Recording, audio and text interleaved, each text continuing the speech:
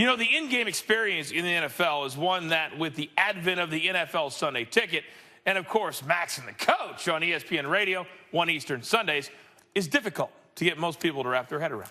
But there is something to be said for taking the fam and showing your little ones what a true NFL game is really all about, unless it starts to get out of hand.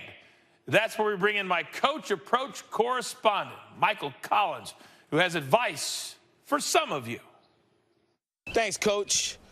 One of the things I subscribe to in life is the thought that you can let someone know when they do something wrong that they did something wrong. But when they do something right, you better praise them just as hard. And that should hold true for the NFL, because the NFL, as much grief as we give them, they did something right.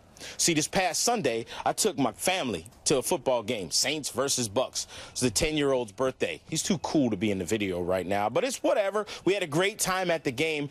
Except when the game started, some guy, a row-back, stood up and started using language that, what would you say the language was? Really bad. Really bad.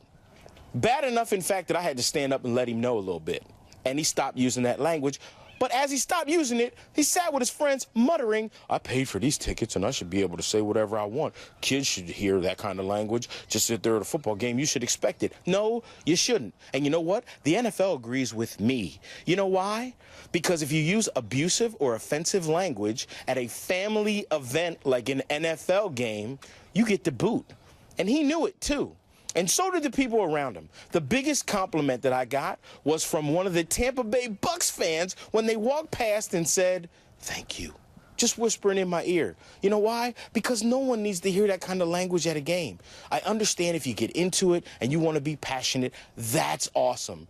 But abusive and offensive language when kids are around, even at an NFL game, and even if you've had a few drinks, is not okay. It's just not. I think to myself, why would people use really foul language like that? Because they're not really smart. Ooh, Coach. Cute kid. I will add this. When we start any show or any project that I'm involved in, we start with one word, fun. And then we go from there. It may be simple. It may even seem juvenile. But if that can be your mindset, then a lot of things will simply kind of fall into place. It's not your right to be vulgar and dirty just because you bought a ticket. It's just not. Understand your approach affects everyone.